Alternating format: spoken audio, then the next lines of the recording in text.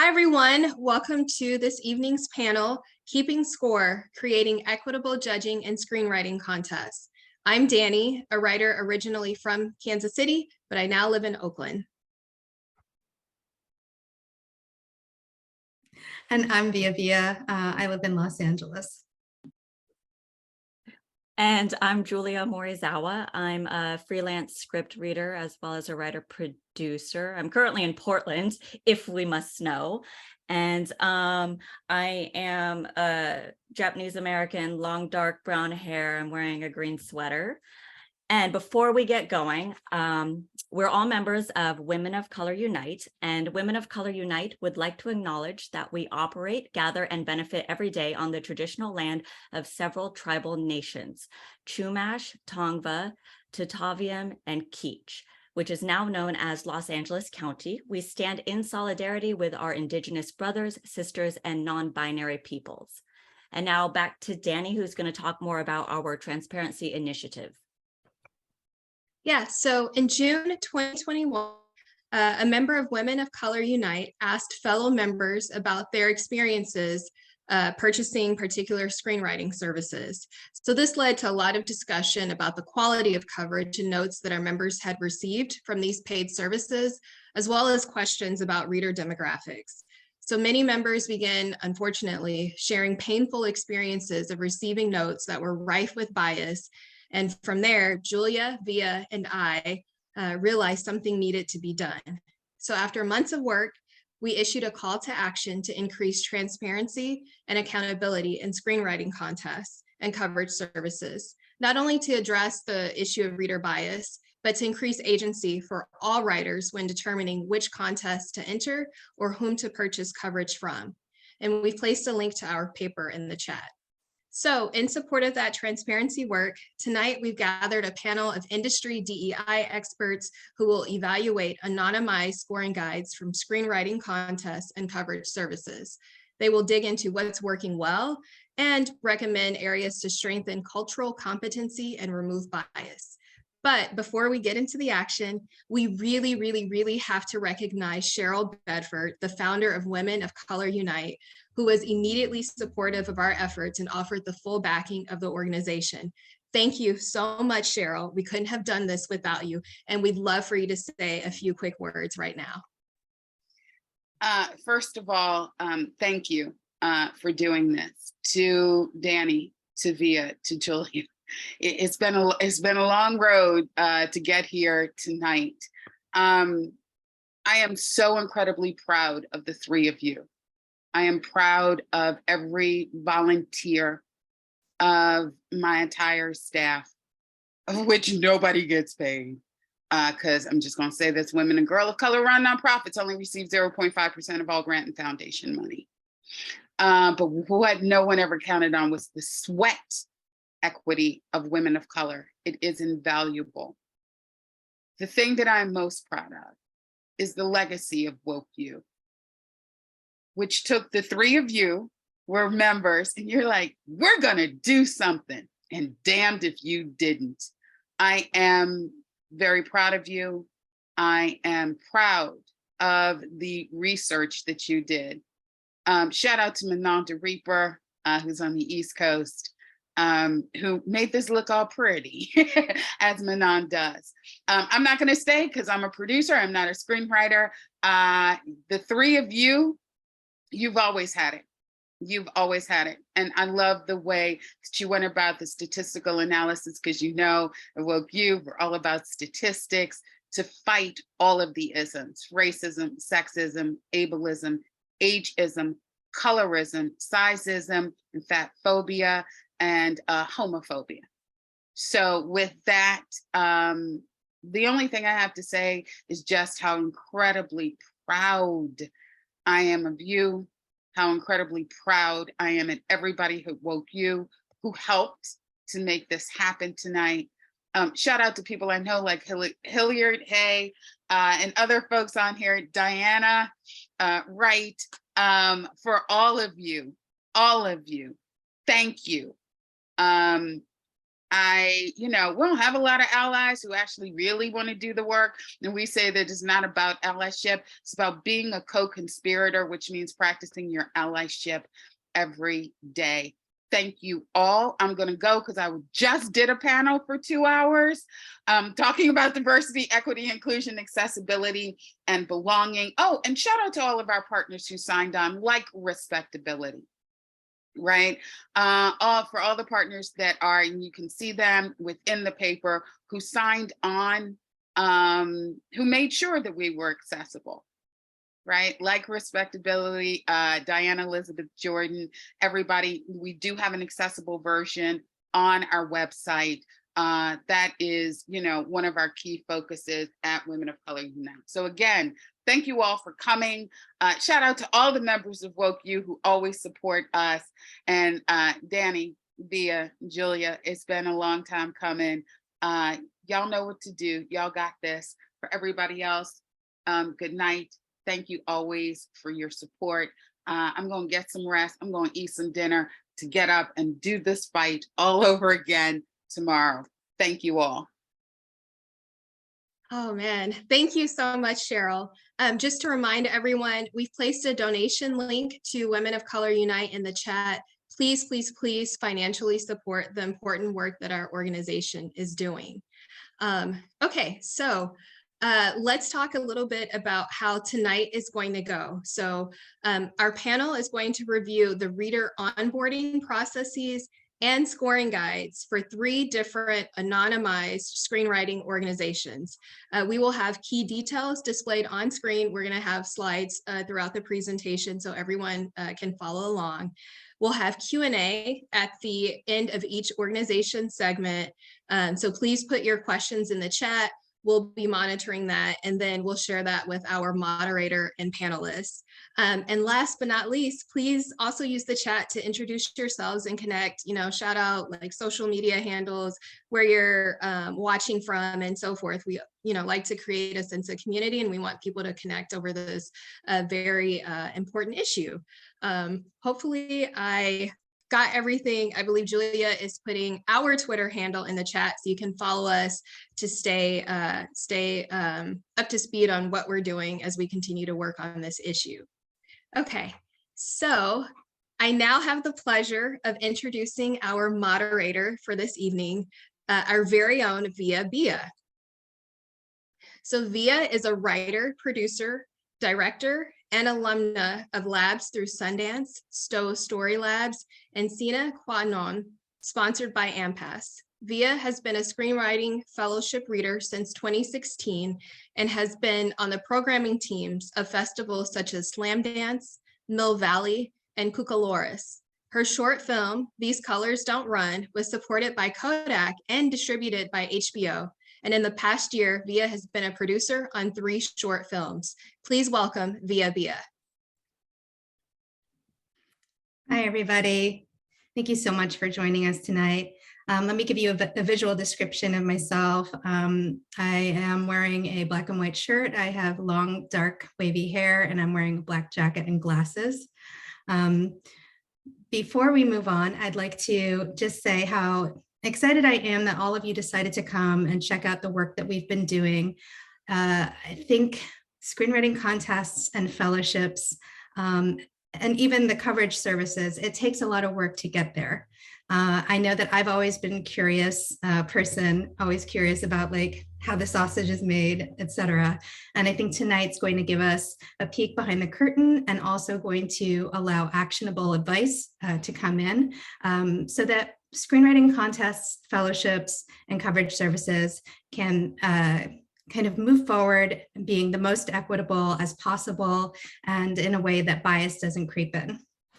Tonight, I'm very glad to introduce our panelists who have an array of experiences in writing, developing, and reading, and always keep diversity, inclusion, and equity front of mind.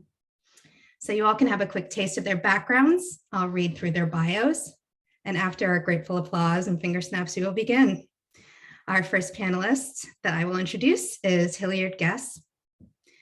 Hilliard is a writer, producer, director, and podcaster who has written for shows including Sci-Fi's Deadly Class, and was the showrunner for the digital series Ticker. He's currently the director of development at Blue Monday Productions and serves as the co-chair of both the Committee of Black Writers and the Educational Committee at the WGA West. Hey, Hilliard. Hey, everybody. Thank you for having me. Our pleasure. Next up, we have Barbara Friend. Barbara Friend is a screenwriter whose credits include Station 19, the short form series Grey's Anatomy B-Team, and Cruel Summer. She is the co-captain of education at Think Tank for Inclusion and Equity, who are a consortium of working TV writers committed to creating more opportunities for accurate and authentic storytelling, as well as increasing inclusion and improving working conditions for all TV writers, in particular for those from underrepresented communities. Hey, Barbara. Hey, and I'll just do my description real quick. I am a cis queer white woman with brown hair and a ponytail. I'm wearing a blue and white striped shirt, and I'm sitting in front of the most beige, boring background I could find today. Thanks for having me. Amazing. And finally, our third panelist, the esteemed Diane J. Wright. Diane is a screenwriter and certified DEIA creative consultant, focusing on neurodivergence, disability, and communities of color. She is the founder of Autastic, which provides resources and community to thousands of late identified autistic adults and holds some of the only spaces dedicated to autistic people of color. Hi, Diane. Welcome. Hi, thanks for having me. Yeah, I am, well, hello, this is Diane. I am a biracial Black woman wearing orangey glasses, and I have mid-length hair, and I'm on a background that is a leaf today. So I was feeling tranquil. And I just want to say that my experience with contests and coverage and all of that extends the gamut. So ask us anything from if it's about coverage, if it's about contests, the fellowships, labs, all of it. We're all here to answer some questions. So. That's right. We have the chat function, which we are using for questions and answers. The way that tonight will go is we will look at 3 different scoring guides, anonymized, and we will ask questions from each of the scoring guides to our judges. At the end of every scoring guide, we will have a moment for questions and answers from the audience. Julia will likely pop up and ask the question selected, and then we'll move on to the next scoring guide. Before we dig into those scoring guides, we wanted viewers to know that tonight we will not only explore scoring criteria that contests, fellowships, and coverage services use to select scripts as highly rated and winners, but we will also discuss the reader onboarding processes for these organizations as readers' backgrounds and the subsequent training they receive pertain to the larger discussion. We also wanted to note that tonight we will use the terms scoring guides, scoring criteria, and rubrics interchangeably. Is everybody ready? Let's begin. All right, Organization 1. Well, Organization 1 offers coverage services and multiple contests. In order to become a reader for this organization, applicants must submit a resume and a piece of coverage they've written in the past. Then, using a sample given to them from the organization, they write a new piece of coverage as a trial to see if they can capture the story's premise and provide useful writing advice. If that all goes well, they will be offered a position as a paid reader and advised to read Think Tank for Inclusion and Equity's fact sheets on harmful stereotypes in media. So the first question I'm going to send to you, Hilliard. Hilliard, as a reader, as far as reader onboarding goes, do you see any additional steps that Organization 1 might consider which could ferret out bias or unconscious bias in a reader before bringing them on board? Well, I'm sure there's something I'd be missing, but I do have to say that I like that they use the think tank. That automatically, at least in my opinion, is taking out a lot of questions that one would have for the types of readers that they would have in there.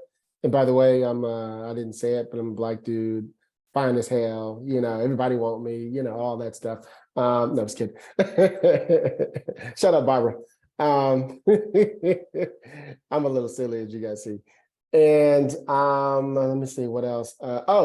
Yes, but that was the first thing that I thought as you started going through it again. As I've read it before, but I was just reiterating what I saw before. And as soon as you got to the think tank part, I was like, oh yeah, duh. Well, that kind of was the biggest problem with everything in the first place. Is that there was no filter for anybody to be the one to vet what was going on, which is why you end up with, excuse my phrase, I'm just a very blunt person, you end up with mostly, a lot of white folks in there. But you do a think tank thing and it starts to open up the gamut. And at least it helps even the white readers to think differently, be based on that, at least in my opinion. But yeah, I do like that you submit, your resume and sample of coverage. That sounds like what they used to do at Sundance, because I've done that before. Trial cover, yeah, that's not bad. That's in my not bad. opinion. Yeah. I'm going to throw it to Diane. If you happen to have any recommendations, you can totally chime in. And if not, we will throw it to Barbara as well. Diane? Recommendations for how to improve this? Or Yes, before a reader is brought on board, is there anything else that an organization might consider that could ferret out bias ahead of time? well, I can only really speak from my own experience, and just when I've done these sorts of situations, there hasn't really been a lot of interviewing or reading of multiple scripts. Like it's really about finding people who actually can give more than their opinion and give qualified writing advice, because that's what writers are using these services for. In terms of ferreting out bias, just making sure that they are hiring a diverse group of people. And for, let's say, as simple as putting in their job postings that there are disability accommodations available, if just request. Just putting that in every job posting lets people know that you're open to hiring a broader range of people. So it sounds So- like even before bringing people on, you can be a welcoming environment, letting potential readers or people that you hire know that you will have accommodations, that you're here to bring in a diverse background of people. As one example, it is being proactive about hiring diversity, not reactive and not just going to friends of friends. Yeah, amazing. Barbara, do you have anything to add? I think Diane really hit the nail on the head, and she's right. Like I've never gotten actual formal training for any of the places I read for either. It's like you're sent a Google Doc and these are the things to look for. So I think an interview is a great place to start getting to know, these are your coworkers, who are you hiring? And there's not a lot that I was ever sort of interviewed about, or I didn't have a chance to ask questions even too. Like as a reader, I felt very sort of adrift in these competitions. So I think some sort of training that could include maybe some DEI training or conversation or resources, I think is the bare minimum we're talking about here. But I do think Diane is right in like opening up your hiring practices, how you're finding people, are those equitable and diverse and things like that. But it's just really shocking to me how many contests I've read for that, it's a friend of a friend says she's good, here's a Google Doc and go be a reader. It's a lot of power to give people who you haven't really vetted, I don't think. Can I just add something to what she's saying, if you don't mind? I was thinking about the other thing, what I do at the company now. I'm the head of development here at Ben Watkins' company, Blue Monday. And one of the things we do here when we have, our support staff reading things is, first of all, I read the scripts first. I want to know that they can write. Like that's super important. I've said no to a lot of people just based off of that. The other thing is, one of the things I do like that they did on number one, you submit your resume and your sample of coverage, because I always tell this to the readers is you got to think about it like this. If this got out, what you wrote, would you be comfortable that somebody saw your name on it? Right? So if you think about that, you're going to be careful about how you write it, because there's an art to giving notes, right? The way you give notes is the way you'd want them given to yourself if you're good, right?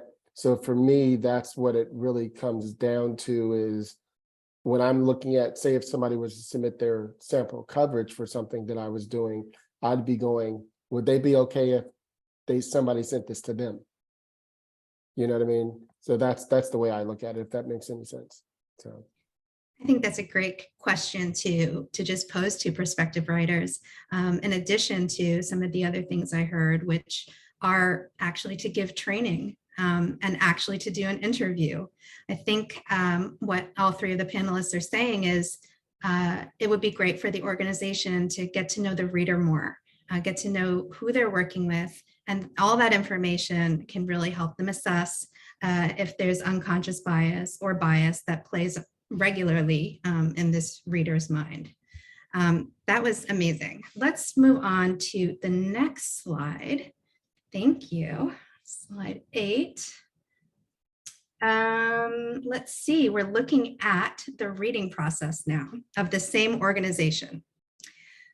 Organization 1's reading process has multiple steps until they select their winners. At level 1, readers must read a minimum of 25 pages for short film scripts and half-hour pilots. And for feature scripts and hour-long pilots, they must read a minimum of 40 pages. If the script is recommended to move on to subsequent levels, readers must read the entire script.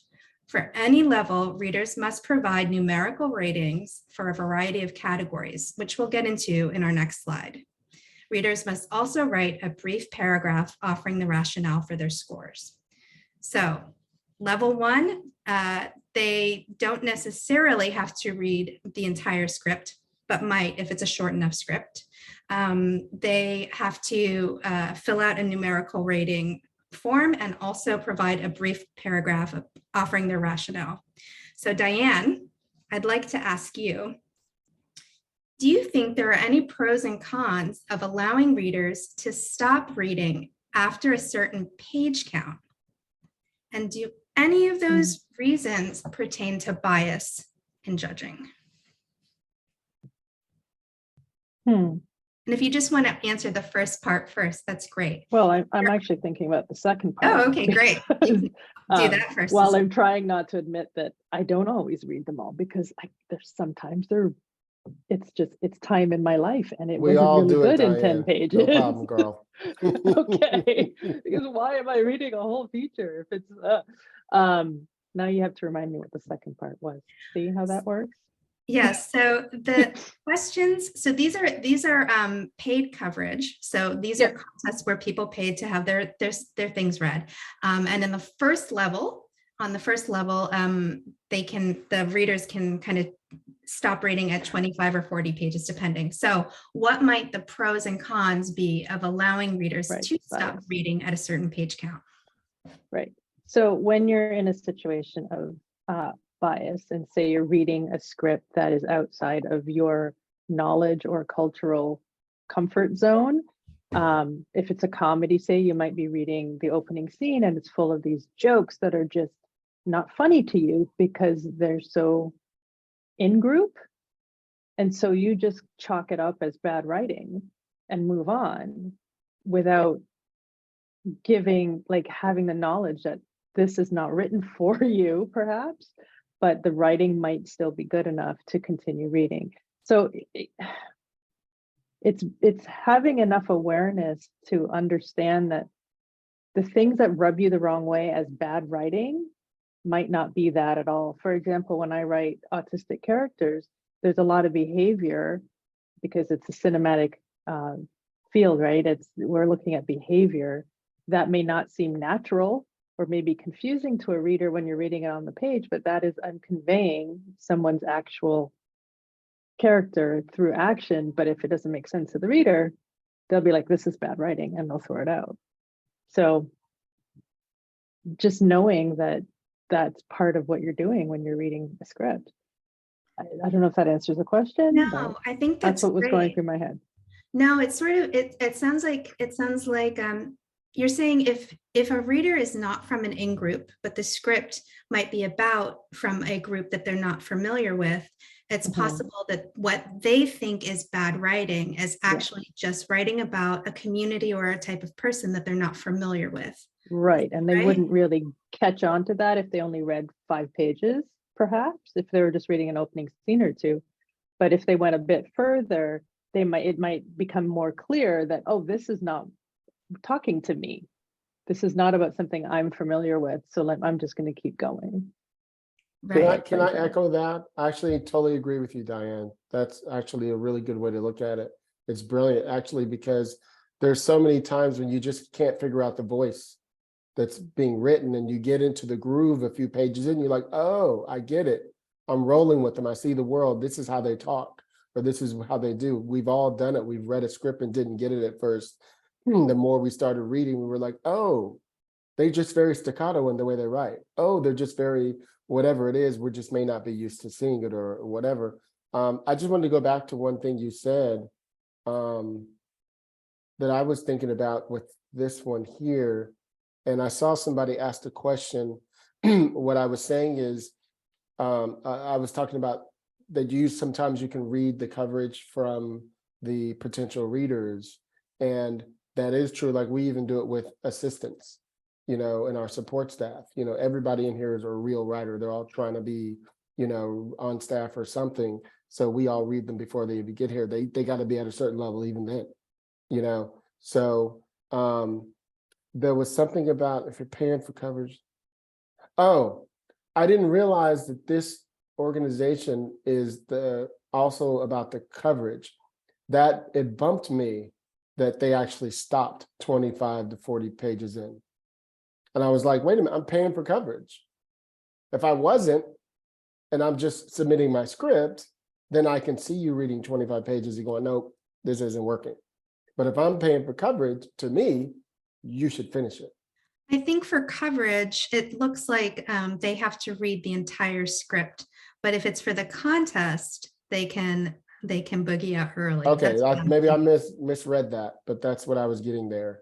Then if that's okay, in my opinion, at least, yeah, if it's for the script for the contest and you only get a certain amount of pages in, that's fine. But if somebody paid you for coverage, you should read the entire script and give them detailed notes. And apologies if I misspoke earlier. I might have said something that led you to say that, because that's also quite possible. Oh, it's fine. I might have just misread it, so it's totally fine. It's probably me.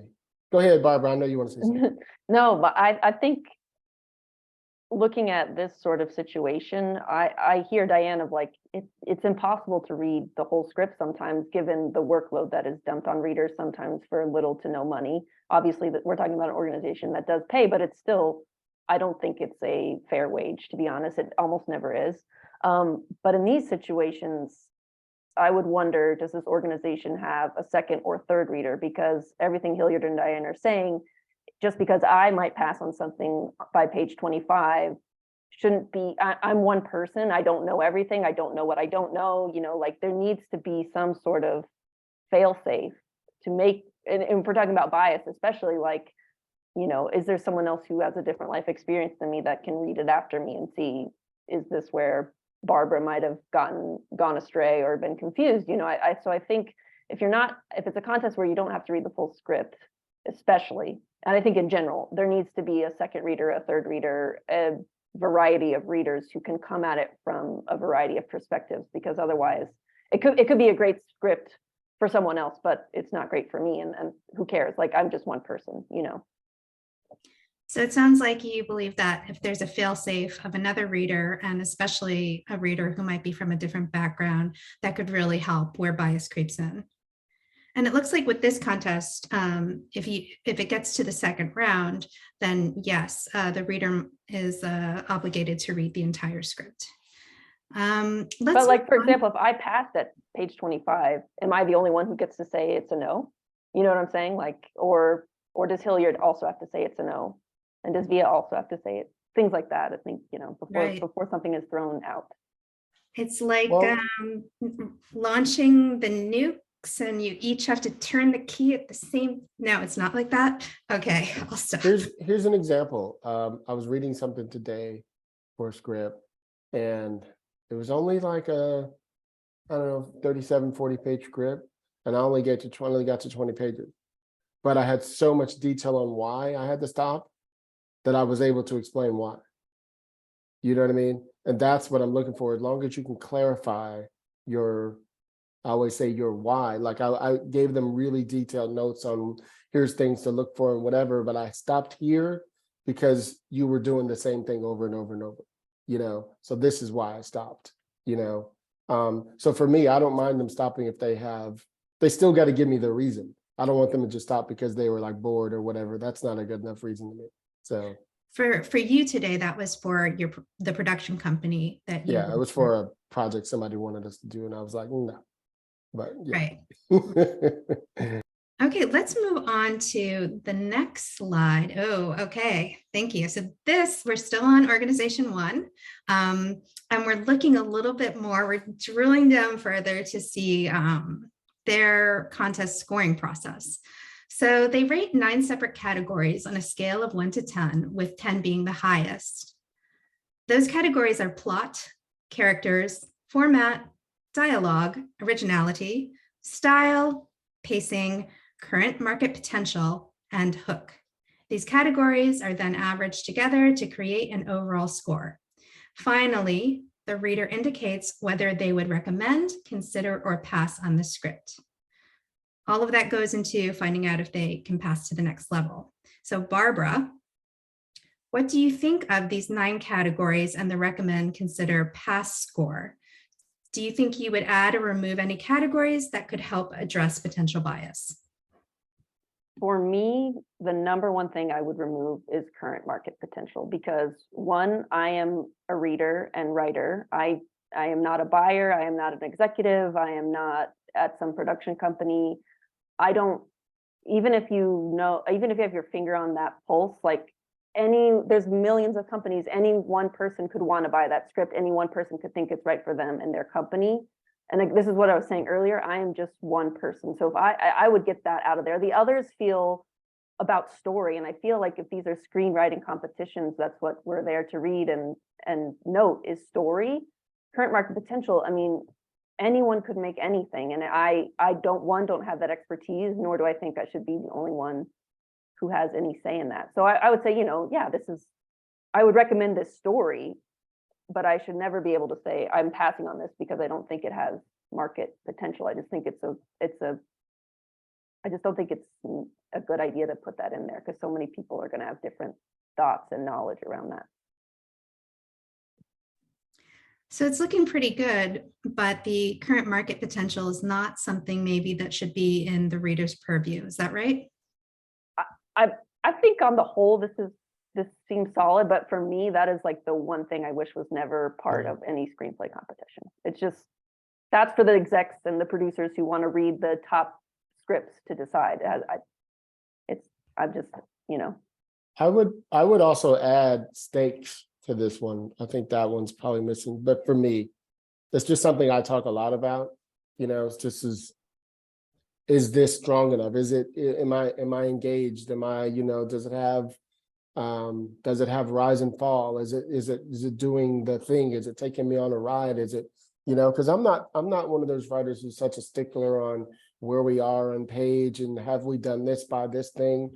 I'm about, do I feel, you know what I mean? And do I feel like that? Because when I'm writing a script, I'm off forgetting what Save the Cat and all that shit says. I'm like, what do I feel? You know what I mean? I feel like the character would be going through this ride.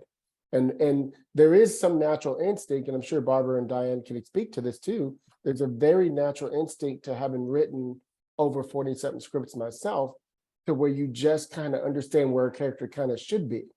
And that's not even the same for every story though, but you can at least feel, in a drama, you might want to take a little more time, and in a horror, you might want to speed up the pace a little bit. So there's lots of little natural rhythms that you have. So I think those are the things that I would be looking for, that I am looking for, that I get complimented on the most when I'm giving somebody notes, is those are the things I'm trying to get you in the habit of, is how do you feel, with the character, and how does the character get into your head, and, things like that. So Yeah, but I just want to say, I also agree with Barbara. I bumped on the market potential thing. And then I just thought they possibly could add stakes or something, flaw, whatever, something, that's all. Amazing. Now, Diane, if you have something to add, that would be great. And then we are going to move on and see if we have any Q&A because we've just finished organization 1. Great. This is Diane speaking. So in terms of diversity or bias, removing bias, it feels to me like this is one of those situations where you have to sort of apply a really obvious, what is that word I'm looking for? Just an obvious fix, a heavy-handed fix to something that should be the way it just should be. So when you're looking at plot characters and dialogue, let's say, we're assuming that those are going to be representative of a diverse cast of people, and that the voices that are speaking are authentically represented of the people, like whatever their intersectionalities are, that they're authentically on the page. But as we all know, that is not the case. So it may be necessary in the short term, while we're all adjusting to more equity in the world, to have a point system for authenticity of voice or diversity of representation or some sort of thing like that, so that you're not just getting characters named Jamal, or who used to be named Steve, and someone just changed the name and off we go. Like, those characters need to be authentic, and the experience in the script needs to be authentic. And it can't be a writer of one group writing another group and missing it entirely because they're only writing what they saw on TV, like, and that stuff comes through, I think, for some readers and not for others. But if it never gets mentioned or noted, I just think we have to maybe flag it purposely for maybe a decade until people get it. I think that is affirmative really action. Yeah, that is a really interesting idea of building into the calculus kind of the authenticity or the diversity within the voice. And is it bringing something real? Does it feel like it comes from, a certain community or whatever, or if it was just sort of shoehorned in? I think that's a really interesting point as well. Let's move on and see if we have any Q&A from Julia. Julia, do we have anything from the audience? Yes. Nice. Let's see. I have one question that just came in. How, and it's anyone, it's a free for all. How would you handle writer anonymity when addressing issues like authenticity of voice? Yeah, so that question is asking, like, if I don't know who that writer is and what background they come from, how would I know if this is, quote, authentically written or whatever? I think for me, what I try to do is, going back to the Thai fact sheets, what I'll often do is just say, hey, this story hits this harmful trope or stereotype, and here's why that's an issue. Or, this character felt whitewashed, or this character feels, this character maybe, this Black character is not as complex or nuanced as this white character. Just trying to at least show where maybe the writer could improve on certain characters, because like most of the time we have no idea who the writers actually are. So just trying to call it what's on the page as much as possible. And this is Diane speaking. And to be clear, it's not about catching writers writing outside their lane. That's not what we're talking about. We're talking about, are the characters on the page real? And that is extending beyond like just common experience. Is if you're writing about a Latino family, is it real? Like, are those people interacting in a way that that particular Latino family would interact at that time of year in their region, as opposed to just some sort of generic thing that might be on the page? Does that make sense? Yeah. I think we're talking about, and Barbara just hit on it, as did Diane, nuance really is what I'm looking at, is, things are authentically written when it has the little things in it, in between it. Like a lot of us make the joke, a lot of my Black female friends make the joke about They know it's going to be a good show when the TV show, for example, opens up on a sister and she wakes up in the bed, she's got her bonnet on. We know somebody Black wrote that motherfucker. You know what I mean? It's like it's the nuance. It's the little things that show you have control over whatever it is you're doing. And those are the things that I'm looking for too when I'm reading stuff. And as we all do, we're looking for, does it sound, feel, look, smell, all those things that it says it's supposed to be. And if it doesn't, you could tell where you go wrong. And here's an example, like I probably have done maybe 5 or 6 assignments where I came in to fix a white male cis straight writer. And the producers had no idea that it was a white savior project. They just knew they needed a Black producer to come in and fix this thing. And the first thing I tell them is, you know what the problem is, right? And they're like, what? I'm like, this is a white savior project. What are you talking about? Okay, page 1. And I'll go in, page 17, page 14, you know what I mean? I'll go and explain to them, but here's how I'm gonna fix it, right? If you tell me this is a show about, and I'm just spitballing, Black Wall Street, but the lead character is a white dude, you got a problem. You know what I mean? That means your focus is, I know that somebody wrote that because their gaze is focused on their point of view, So that's the nuance and stuff that I think we see and that Barbara and Diane were talking about. You can see it immediately.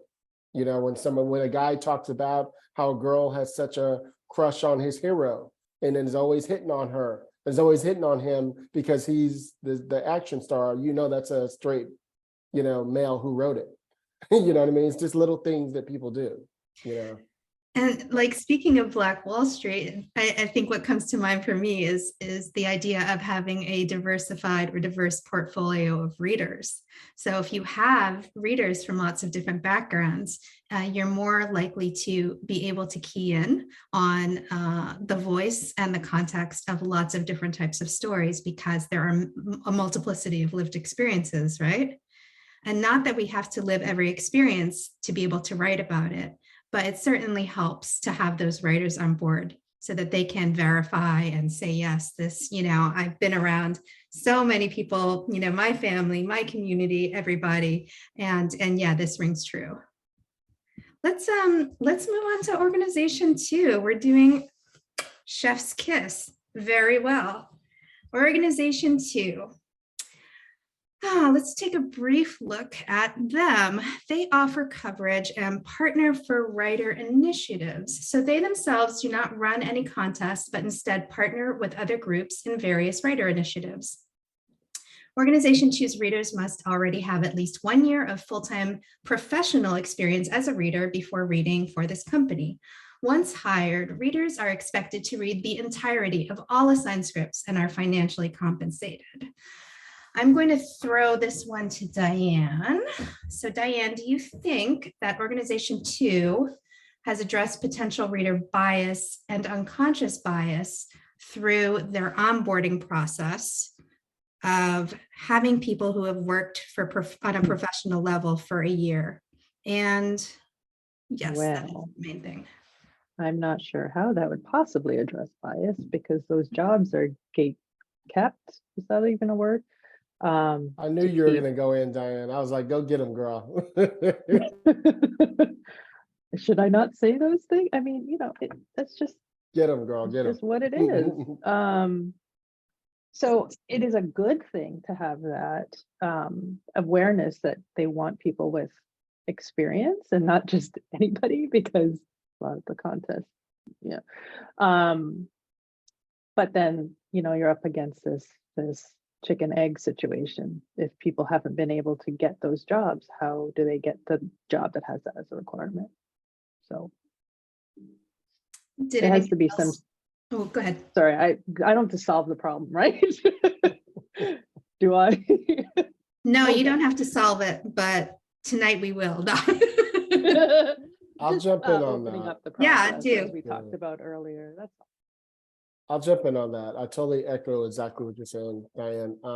It's kind of a hard one, which is why I kind of liked what they did. I think it was the first one where they do your you have to send in your sample or whatever it was in your coverage.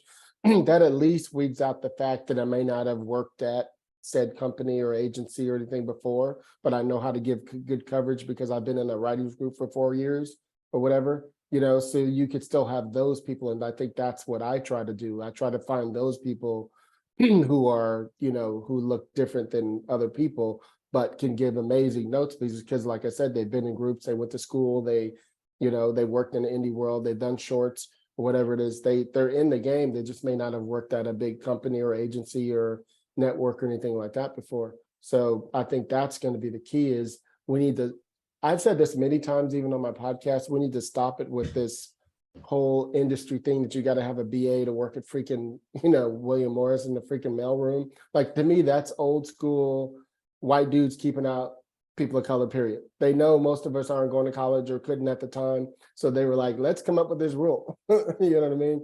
No, fuck that. Sorry if I got bad language. I apologize, guys. People know when I get excited, I start cussing.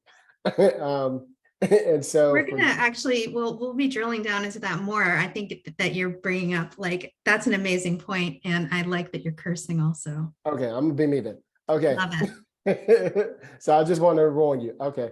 But so for me, it's really just about finding those writers and readers and, you know, support staff and whatever who are the next. I'm trying to bring in the next people, you know. I want to get them on the cusp. I want to get them when they're about to, right before they're about to get staffed. I want to be in there so they could see what it's like to see how we do what we do, to be in a meeting with us, with our networks, and to see how it's all done. So when they get on the show, they're like, I've already been in rooms because I got to sit in on them. You know what I mean? So those are the things that I'm just trying to give access, you know, to the ones that I want to work with, you know. And I just feel like if everybody else just did a version of that, we wouldn't have to have this wall up with here, you have to have an AA, you have to have a BA, you have to have a whatever, you know, you have to have worked for a full year at some network. To me, that's still keeping people out by making this decision. You know, I knew you were going to go in on that, Diane, because I already got you down. I love that about you. And if I may, I would like to add that Sure. reading in this capacity is a fantastic job for many disabled people who are not able to go into a full-time position at a company. And they probably, you know, there are a lot of people who are great readers, great writers, and the two positions don't really match. Like, you know what I mean?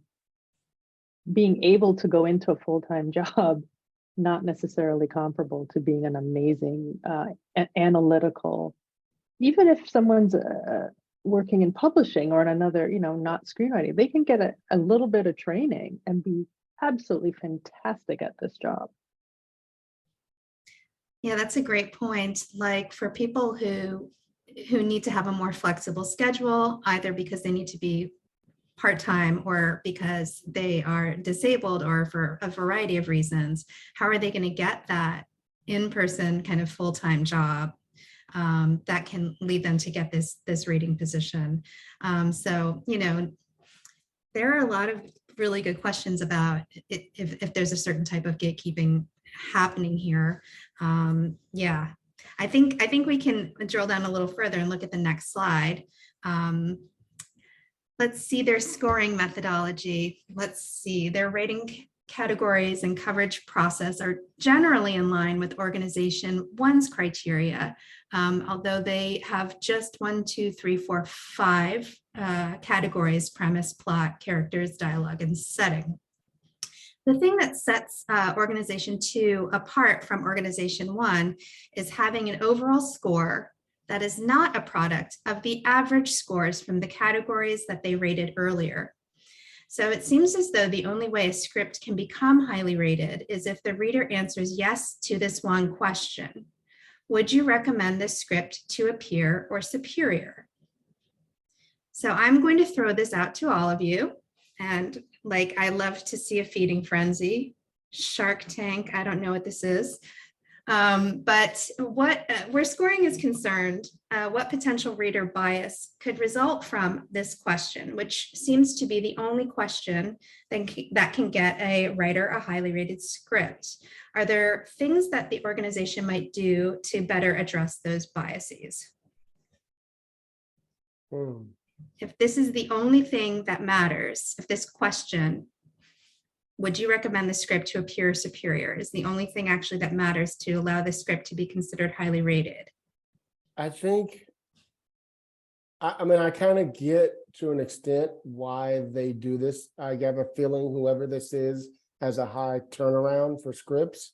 So sometimes things are just easier to just be like, sometimes you're talking with your readers and you're like, do you recommend it or not? You know what I mean? And we'll just move on.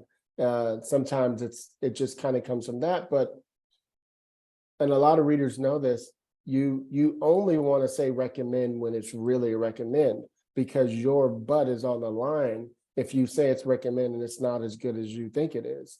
So that, would you recommend the script to a peer superior, is really answering that question. You're putting your job on the line by saying that. So to me, I think that's why they cut out so much of the fat and was like, you know what, we're just going to go with this. Either you love it or not, you stand behind it and we support you. You know what I mean? That's just what I see. But yeah, it really does kind of cut to the chase, doesn't it? Barbara, is there something you wanted to add? Well, that it's a question of taste, basically. Anytime you're thinking you're putting your name behind something like this, it's do you like it and do you believe in it, which I actually think could open the door for stories that aren't often shown, like, or seen, sort of underdogs. Like, I think it could be a good thing.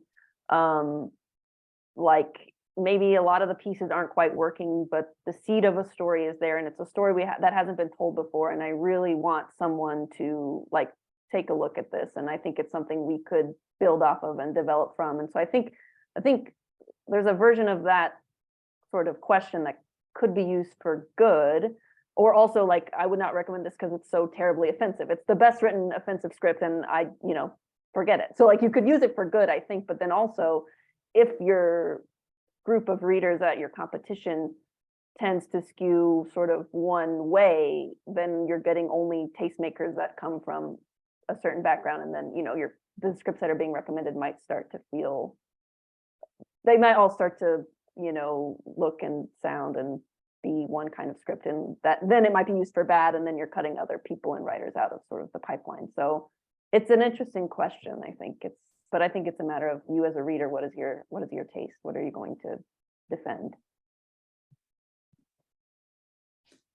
Diane, do you have anything you want to add? Yeah, thank you. It is a little double-sided, this one, because when it is so personal, then you are falling victim to your unconscious biases. You don't necessarily have to like a thing in order to recommend it, but if you're recommending something to a peer or superior, then you are part of the equation. And your reputation gets built on whether or not this thing it's now attached to you in a weird way. If it isn't broken down, and this is my opinion, if it isn't broken down in sort of neutral scoring ways, then you're relying on your, as Barbara said, your taste, and your taste is attached to you as a person or as an employee. And if something is unfamiliar but it has great dialogue and great writing, then it will advance whether or not you like it or not, right? It just seems to be feeding the bubble.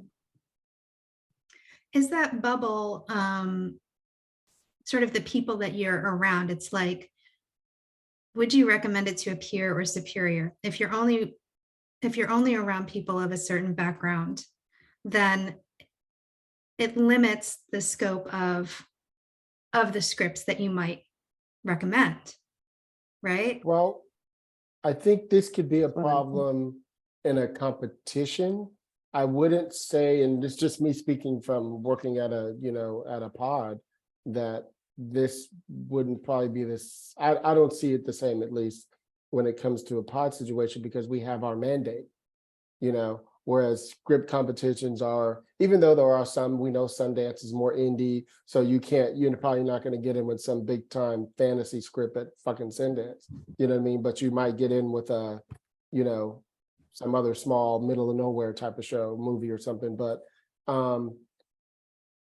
so for me, I think somebody had a question in there, you know, they were making a statement about, you know, if someone's not conscientious of their biases, but to me, I've already figured that person out by now before I've hired them, that they need to be somebody who's conscious of their bias. They need to be somebody who knows who they are. They need to be somebody who understands the type of writer that they are, you know, for me to hire them. But I think it's a good point, Jen, for sure. But if I didn't know you knew who you were and the type of things you like, or the type of things that you know that we like, you wouldn't work for me.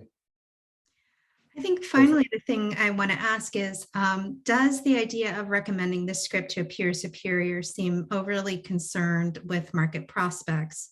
If your peers and superiors are all, you know, in the kind of like in the film world, and kind of a lot of what you're doing surrounds that, does it feel like the question is also really about market prospects?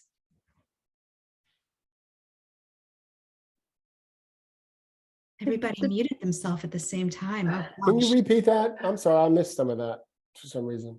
So if the question is, would you recommend this script to a peer or superior, and you're working as a coverage person, perhaps your peers and superiors are the people that you work with at that coverage firm.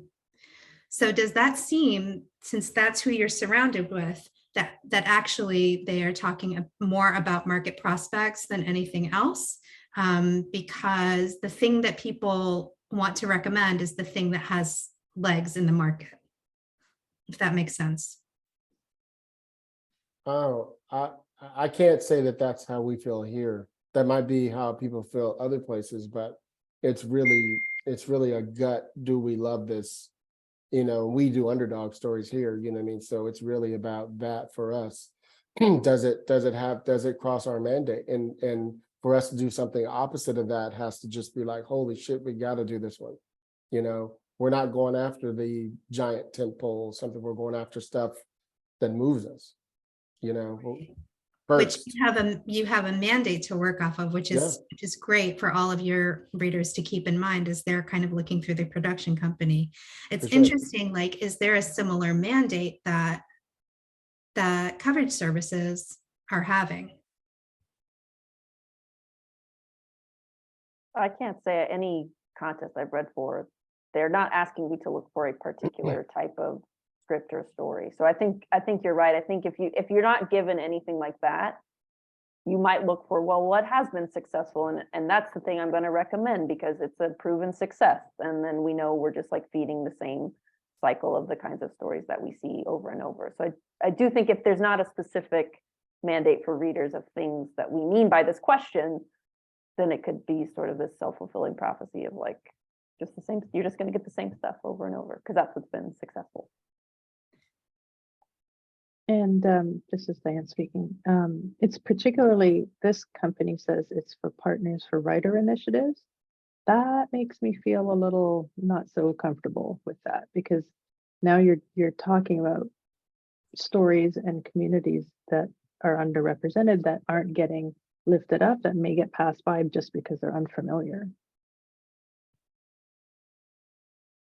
So if there is a writer initiative, perhaps one of those writers from a different background might not get a chance because this idea of getting recommended to a peer superior, and you've got the script that's about a community or a type of person that you're not as familiar with, that might not make it through. Is that what you're saying? I'm saying the chances seem greater if you don't have a real breakdown to understand what's good about this unfamiliar thing, as opposed to just, does it give me a good feeling? It probably won't, because it's unfamiliar, you know.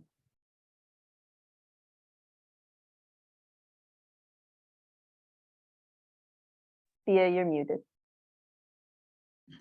Thank you. It looks like now is the time to throw the Q&A to Julia. Julia, do you have any questions from the audience about what we've been discussing with Organization 2?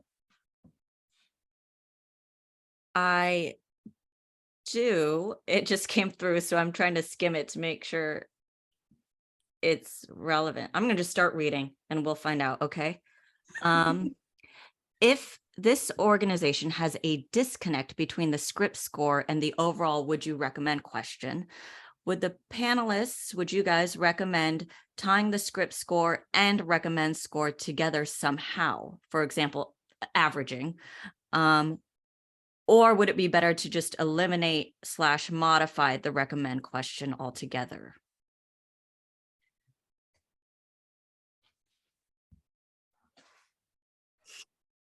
I don't see the industry eliminating it, at least not yet. It's so ingrained in, especially in the studio system, that it's going to be really hard to get rid of that when it's so easy to say recommend, pass, or, otherwise it's hard to say if they're ever going to get rid of that one.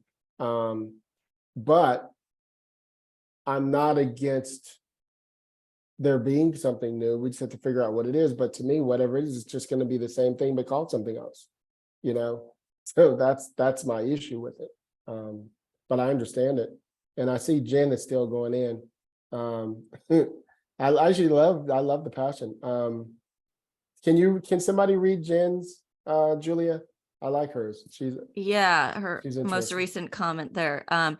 It seems that this recommendation question is biased towards popularity or familiarity. Likability has been studied by marketing firms that likability is based on familiarity. So if a new unfamiliar story is presented, recommendations seem unlikely. Yeah, that was dope, Jen. Okay. So that kind of leads possibly to another question, which might be a bit broad for our limited time, but do you think it needs to there needs to be a new system overall, or do we need to find ways to rework what is considered a recommend? I think we just need to get to a point where we just have more diverse voices reading. And when we get, for me, and when we get to that, and I mean diverse, I mean, disabled, I mean, whatever people are out there who are different, that is going to be the key. You get to that place, then we know that there's so many voices who are green lighting, who are opening doors for, who are making the change in the communities, where you will have to stop seeing what is the norm. You will start to see films that you've never seen before, because now you're getting other voices saying, I love this. You're getting other voices saying, this is a real thing. What happens in this world happens in our world, and I think that, for example, this is a small thing. This isn't necessarily about scripts, but like one of the things that we do on the Committee of Black Writers, for example, is I'm also the co-chair of the Education Committee as well as the Black Committee at the Writers Guild. And for the last 10 years or so, any committee I'm on, I try to get really involved in a sense where if we're having an event and there's a panel, I'm the first person to make sure there's at least one person of color on there. I start with the brothers and sisters. And then if we can't find any of us, then we move on. You know what I mean? But that's my responsibility. That's something I took on. So now I've passed it on to other people. So now they're going to other committees and spreading it in their own kind of way. So that's an example of what I'm saying with this, is the more we start to hire other people to do the readers, to be the readers, and we will open the door, in my opinion. So it won't matter what the recommend and all that stuff is, because somebody read it who probably looked like you. That's at least my opinion. I don't know. This is for sure not an answer, because it's very complicated, but I wish scoring was almost like taken out of it, if that makes sense. I know we need a score, especially for competitions, but it's like when we as writers write, there's no like, let's weigh the dialogue against the structure, against the pacing. It's like, is this story working, and what do we like about it, and what do we think can be improved upon? And I almost wish there was sort of, maybe it is just one number at the end. Is this excellent? Is this pretty good? Is this a pass for you? Like, I think it was that first one, pass, recommend, or what above average or whatever it was, those Consider. three, yeah, because I think it's just so much more complex than that. Stories are very nuanced, and I just think the more we try to fit stuff into these like rubrics and like numerical rubrics specifically, it sort of takes away from the whole of the story as it's being presented to you. Like I've read scripts with terrible dialogue, but the story is like so good and there, and it's just like maybe they just need someone to hop on with them and do a voice pass, you know. And it's like, should we let that story just disappear because the dialogue is a 1 out of 10, you know? I don't know. It is really complicated. I just wish we could sort of lean more into that complexity, and which I think would benefit from a diversity of voices sort of at each organization in general. Do we have time for one more quick one, Via? Well, let's see, we're at 13 after the hour, so I'm feeling like possibly not. I'll copy and paste this one for later in case we have time at the end. All right. All right. I feel bad because it might be really good. Everybody look at it and we'll think about it for a second. Let's move on to organization 3, if that is okay. And yes, what we're going to do is quickly look at this slide, and then after I summarize it, we're not going to ask any questions based on this slide. We're just going to move on to the next slide. So in this slide, it seems like organization 3, which is a large annual contest. So like the prior 2 organizations, they rate a few broad categories using a 1 to 10 scale, with 10 being the highest.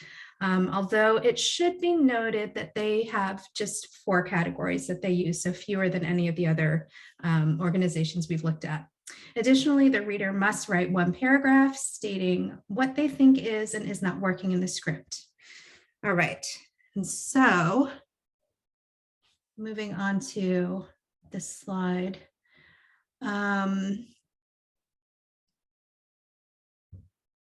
Let's move on to the next slide and see this. Yes, this is sort of the interesting part. So the next part is, gosh, let's just take a minute to look at this because it's a lot of information. And I know for me, I look at it and I feel like it should be one of those yes/no flow charts where you get some ideas of if yes, then this, if no, then this. It's a lot. So looking at the yeses and nos of whether the script can advance and the different ways that they highly or not so highly recommend the script advancing. Yes, it should be considered for the semifinals. Yes, it could even win the entire competition. No, it's not ready for level 2. Not sure, but it's kind of working. All these different things. I think it's brought up a lot of questions for Dani, Julie, and I. The first question, and again, I'll just let everybody jump in, is what do you imagine the purpose is of these yes/no rankings? And are these rankings ultimately helpful for the goal of having unbiased evaluations? I think we're back on recommend, consider, or pass. I mean, it's the same thing. It's just called something else, you know, in my opinion. I'm not that crazy about it in the context of the way that it's done. But again, it also feels like a company that probably gets a lot of them and they figured it was the easiest way to do it. Sometimes you get into these companies and you just start pivoting, you start adjusting things and you try to make it as simple as possible when you get a bunch of them. I think Barbara was saying, you know, if there was another way to do it outside of the recommend, the pass, and the considers, it's just hard. You know, you end up with things like this, you know, where now it's like they made up something out the from nowhere, you know. It's just, but to me, somebody figured it was the easiest way to keep hold on how many, you know, scripts they probably were getting. You know, that's the only thing I can think of. But I just wanted to say, when you, on that first slide in 3, there was something about market prospects or something. What was it? Most readers are financially compensated. Oh, I didn't like that. Most readers are not financially compensated and earn credits that can be redeemed elsewhere in the organization.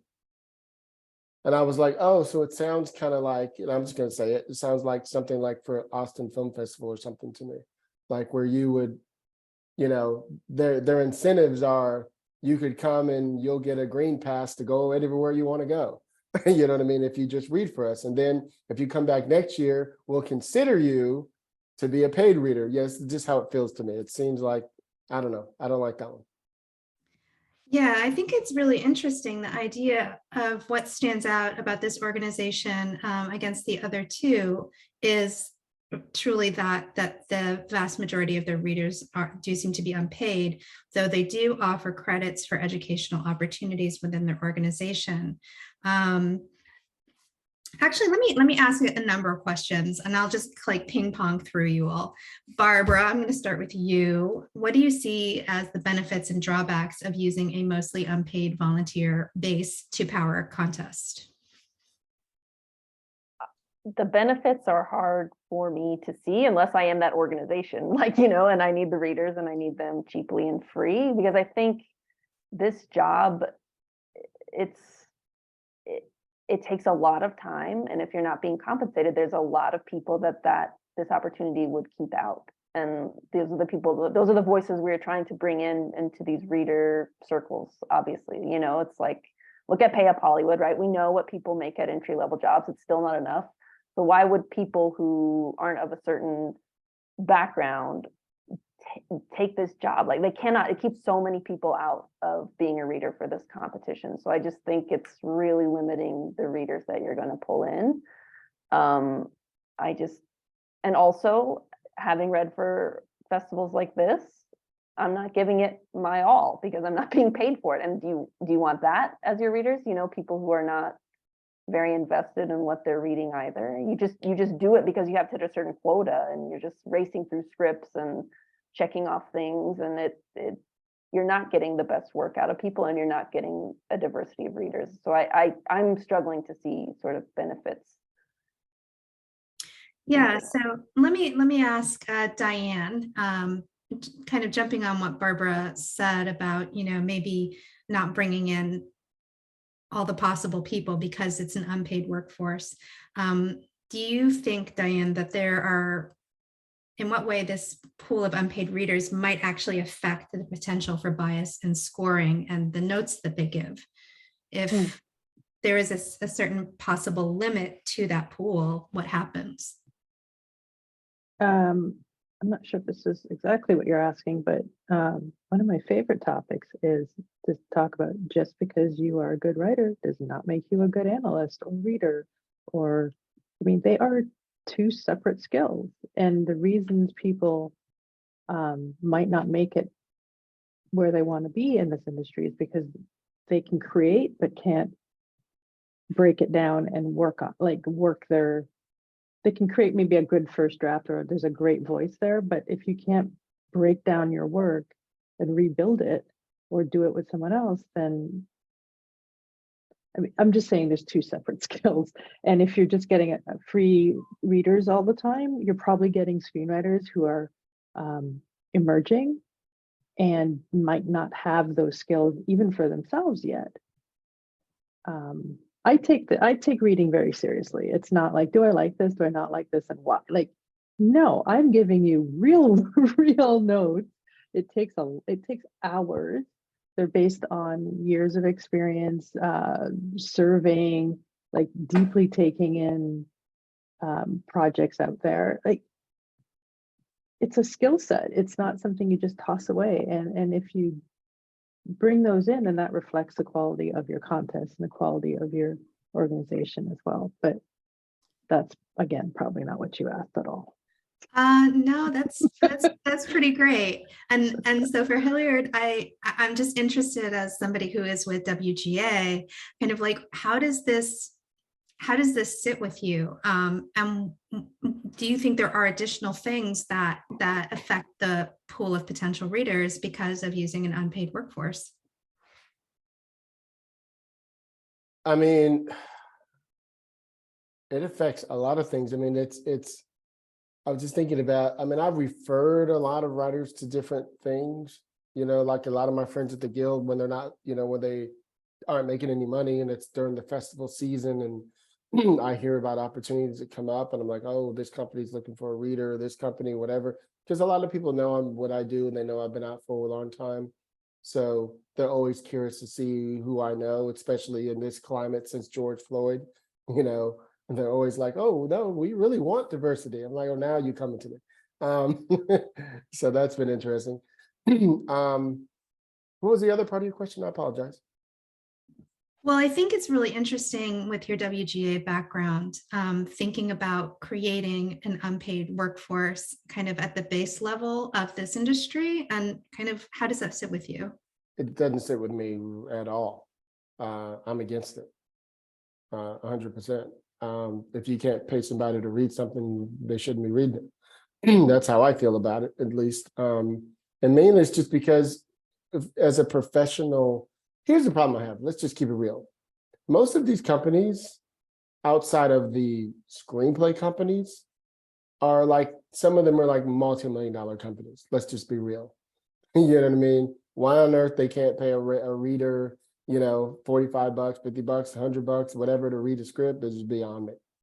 You know, I don't even understand it, but it's because it's become known in the industry that so many people just want to do that they just go, oh, we could bring in some readers to do this. You know, we could save money, we could do whatever. And that is their job, to save money. I guarantee you they're not going to take out of their accounts. You know what I mean? So of course they're going to, do you want to say something, Diane? I'm sorry. Yeah, sorry, I just got all excited there, but Go ahead, take it. I think we're forgetting that the people who are submitting, a lot of people are really counting on good feedback, and they're taking it to heart and steering their careers and their craft from this stuff. And and assuming it's coming from like a qualified place, when in fact it's, you know, people just in the back room just sort of like trying to get through as many scripts as possible because you're getting $35, which $35 is an actual real life amount that is paid. And some of them are taxed. Yeah. Dollars, like, yes. So think about that. Think about how much you're taking that information in and rebuilding your self-esteem as a writer and working on taking those notes in and changing your script, which could be perfectly fine. Who knows? Because it's just somebody writing for free or reading for free. I mean, I really don't have an answer to this, and perhaps you all don't either, but how much of these contests do you think are fueled by early writers? Like, I have to think a lot, right? You mean their fees to get in? The entrance, a lot of the fee and entrants their coverage? are quite early in their writing, and so Yeah, I mean, quite frankly, a lot of the companies are companies. They are a business, so they do want to make some money on what they're doing. I'm not against it as long as they are giving something back, what they promised. You know what I mean? And I am somebody, and I'm not sure what your experience was before, Barbara. I'm assuming you probably have too, but I came in through the festivals. I was in Austin, I was in Slamdance, I was in Sundance, I was in a lot of the big ones at the time. And I did it, but I was talking about earlier about your why. My why reason for doing it was to see where I was. So I had, let's just say, Barbara and Diane read my scripts, right? I had Via read it. So now I'm like, well, I had all my homeboys read it, my homegirls read it. So now let me see where it is. So I submit it to Sundance or whatever. Oh, it was a finalist. Okay, I still got some work to do, right? Oh, it ended up winning Scriptapalooza. Oh shit, I didn't even know it, right? I was doing it for that reason, just to see where I was, to see how it did. I wasn't even trying to win. I forgot about it most of the time when I won. You know, I was like, where is it? Oh, it's just a finalist. Oh, it's just a quarterfinalist. So it's just a whatever. And that was my thing behind it. But what it did for me was give me some confidence to know that out of 3,000, 6,000 people, I made it to the top 20, whatever it was. You know what I mean? That was my reason. It wasn't to walk around in fucking Austin Film Festival to talk about I'm just a second rounder. That's not important to me. You know what I mean? It was for my ego, because we need one in this industry. You know, I needed it. So I know I'm jumping completely off topic, but I'm just trying to also encourage people to know, even if you pay, I see somebody posted, you know, $100 fees and stuff like that. Some of them are ridiculous. You know, I think when I was doing this 15, 20 years ago, they were like 25, 20, 15, 30. It wasn't that expensive, at least that I remember. You know, now, you know, you paying rent. They're trying to get you. So anyway. Man, I agree with you. Like, you have to have your own reason that you're moving forward, whether you're early or not. And maybe it is enough of a boost to say that fee is okay. But yeah, it is really about being correct in your own head, and then the organization making good on their promises, right? If all of that is lining up, and if there's transparency within the organization about what they're going to give you, and then they give it to you, then it's, you know, this is like perhaps the business, you know. But if, you know, if they're also running off of free labor, there's a lot of other questions that are being brought up. I know that we are really kind of running out of time here, and I wanted to see if there's any final question from the audience that we can get from Julia before we sort of move into closing for the evening. Oops. So I think in the chat, we're talking a little bit about entrance fees and money. So we won't quite get into that tonight. That's like a whole nother panel, guys. But the only thing that I had saved over here related to unpaid readers, and also regarding to what we talked about, the fail-safe of having like a second or third reader to avoid that no based on personal taste and bias. A contest might argue that this means that they need to pay their readers more, or actually pay their readers and pay their readers more, which would then increase the cost of submissions, theoretically. Any suggestions or rebuttals to that argument? Absolutely. Of course, it's a business. This is Diane speaking. Of course, it's a business, but with all businesses, there are choices that you make where, you know, revenue, expenses, where you're balancing those out. And there's got to be room in there to adjust for paying your employees. I mean, it's an age-old, in every industry, we have this problem where people try to pay as little as possible and take as maximum profit. I mean, that's just business. So if we stand up and say, well, your minimum needs to be raised because the quality of the work is not good, your reputation, which the competition's reputation is everything. If the reputation is not good because of how they're running things, and where, you know, if the people who win 5 years in a row don't get represented because their scripts aren't very good, do you know what I mean? Like, we can change what those minimums are by refusing to enter some of these contests if they're not giving the bias, anti-bias stance that we're looking for. I mean, we can vote with our dollars, right? One would hope, but it will be, of course, it's going to be an argument that you want these things, then we have to raise our fees. That's basic economics. And there are other parts of the business where numbers can be tweaked, shall we say. Always. Well, I think on that note, I think Diane's already kind of getting us there, is, are there kind of wrap up thoughts that all of you have? Just kind of a message to send out to everybody that's tuning in, a message to everybody who enters these contests or sends money to coverage services. Is there something that we should all be keeping in mind, thinking about bias in notes, thinking about how contests are run, and thinking about what kind of like our power is just as a consumer or an entrant? I would say yes. You know, I'm just going to echo what I was saying a little bit earlier about finding your why, of why are you even entering these competitions? And to my knowledge from the people that I've talked to, most of them are entering because they consider it a fast track, you know, to where they're trying to go. So if you place or win Austin, more than likely you're probably going to get 6 or 7 different agents and, you know, managers connecting with you, and that's their hope, which is why so many of them are going to Austin. Just using it as an example, by the way, I'm not dogging Austin by any way. They've clearly done some good, but people are going out a lot of their way to go to Austin when they only made it to the second round, you know, and they're flying there and spending their money and putting themselves up for almost a week, you know, and they may not even move to the next round, you know what I mean? And so there's something to that. They found a business.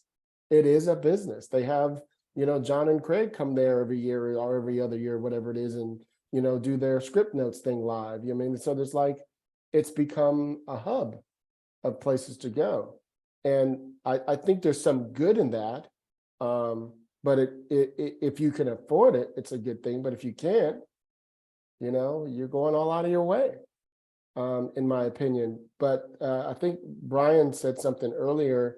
It's true. People spend, I would say this, I think I spent about somewhere between $2,000 and $2,500 on screenplay contests over like a 5-year period. But I won about $15,000. So that wasn't bad for me, right? But that wasn't every competition. And there were many competitions that I entered where I was a semifinalist in this one and didn't get in that one at all. I was a winner in that one, and it was only a quarterfinalist in that one. You know what I mean? So there were many times when that happens too. So you got to learn to separate your ego, you know? And like I said, my why was my reason to see where it stood. And that kept me from having an ego, and it kept me from being upset about whatever. It kept me from saying, well, F you to this company because I was only a quarterfinalist, you know, whatever, you know what I mean? It made me go, okay, well, at least I got this far. So now I need to move on. You know what I mean? So that would be my thoughts. Just find your why. Any final thoughts from Barbara? Just to be quick, if you have any sort of power in this industry to change these hiring practices, you know, advocate for more diverse voices among readers. I love Diane's point of like, also look for readers who are actually analysts, not just writers. I think that's like, so we can, if you have any power to actually change the industry, do that. As writers, what I tell my students a lot of times is you are probably going to get better feedback from people you know and trust and who know you and your voice than you will paying $100 for a festival. So until you feel like your script is the best thing it's ever been, that's my one thing I like to tell people, just hear from other people first, because all of us on this panel have seen how those competitions actually run, and it's not putting writers in a safe spot. And so whatever you can do to cut out that piece until you think you're ready or until you really want to do that, I just think it's not a place to invest your money or your time, because they're not looking out for you necessarily on the whole.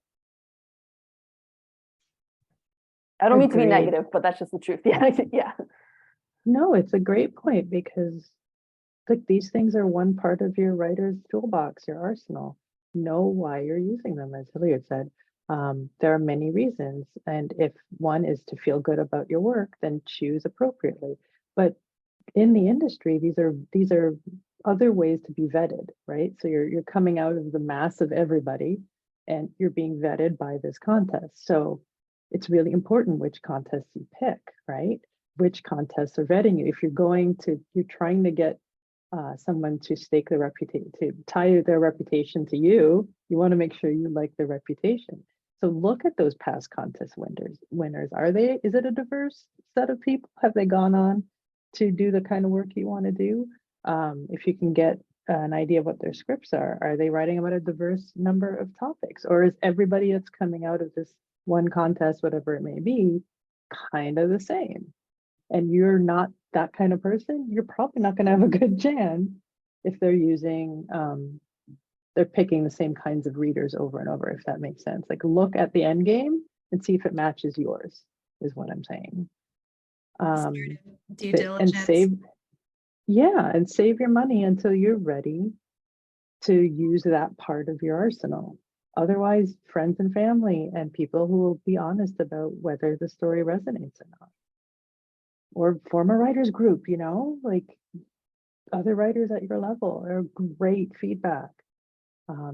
It doesn't even matter how experienced they are. If your story is boring, it's boring, period. And that's what you need to hear. You don't need to pay someone $100 to hear it. Well, it looks like we're coming to the end of our evening. And Dani, do you have anything specific that you want to say, or we're just heading into wrap up? That's what this is about. Am I right? Yes, we're a little over time. But we want to thank all of our panelists. This was a very informative, helpful discussion. We had a lot of people participating in the chat and asking good questions. We also want to shout out members of some screenwriting organizations that were interested in learning and seeing, you know, where they could improve their processes. So I know we saw them join and kind of hang out and just absorb. We're all working together to make this industry better and friendlier and bringing in a wider array of voices. So thank you to everyone who joined us this evening. Thank you to our panelists. Thank you, Via, for moderating. You did a wonderful job. We want to thank Cheryl Bedford again, along with Manon and Nikki from Women of Color Unite. They've supported us tremendously over the past year on this. We have a donate link again in the chat. Please financially support this organization. It's a nonprofit.